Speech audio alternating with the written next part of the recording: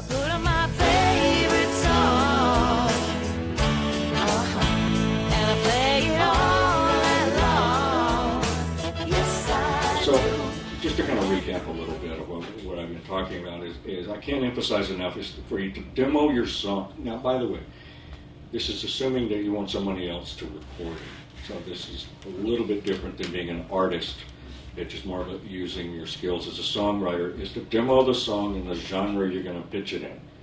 I can't tell you how many times, we talked about this at lunch yesterday, somebody will say, oh, you know, my brother thinks this would make a great country song. And okay, great. And so play it, and it's like, whoa, man, it's heavy metal, it's not country. You know, and so now when this guy tells me, oh, this sounds right, I don't believe, you know, I just don't believe it. I don't think he has good ears.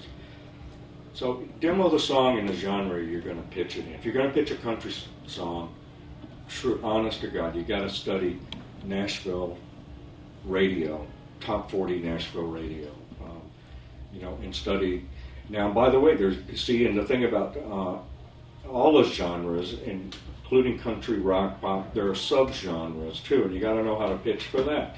Glenn had written a song, and he was actually the song "Smuggler's Blues," and it was actually, I think, if I remember correctly, it was going to be an Eagles song, and the Eagles didn't do it, and so Glenn did it for a solo record, and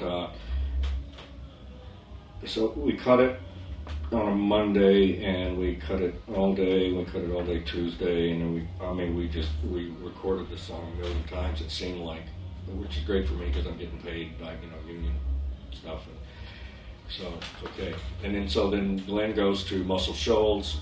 He's going to do a couple songs down there with the Muscle Shoals rhythm sections, and so they cut it again. And then he goes up to Nashville, and he's going to do some stuff, and I think he cuts it again. He comes back to LA, and we cut it again. Anyway, and you know, the track that's the big hit that was on the radio and all Miami Vice was The Very First Day, The Very First Take. Tens of thousands of dollars. Now, why do you think that is? Because it felt best.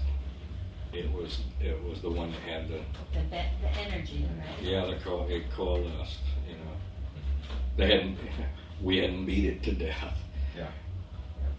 But see, you know, when you have massive amounts of money and artistic freedom, you can do things like that. You guys don't have that luxury. I don't have that luxury. You know, so don't beat a song to death. Same thing with rewriting it as well as replaying it, right? Yeah. Well, I mean, you can here's my opinion. You know, if you're rewriting and it's really constructive, but if you're rewriting just, you know, it's better to write a different song and get more mileage out of a different song and a different idea than rewriting the same song all the time. You can't pitch potential. No one hears potential anymore. You have to pitch dead on. You can't say, well, can't you imagine it being? That's not going to get anywhere. You know, you have to have it. You have to feed it to them on a platter basis. Got to give them goosebumps.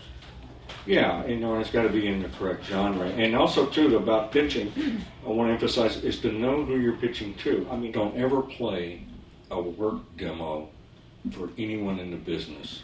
Don't ever do that. You're killing yourself if you do that. Work demos are essential for your growth of that song only.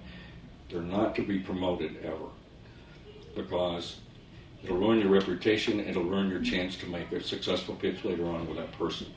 It's just essential that you do that. If you've been infringed upon, is there a statute of limitations as far as when you go to this person who ripped you off, Good 10 years question. later? Or Here's a great lawyer answer. It depends. Seriously. If you have to discover it within a certain amount of time, and you have to notify the infringing party that you're aware of the infringement within a certain amount of time, or all of these things kind of go away. You can't wait too long. Now it's been changed in the last 4 or 5 years, and I'm not real up on the exact timings, but yes.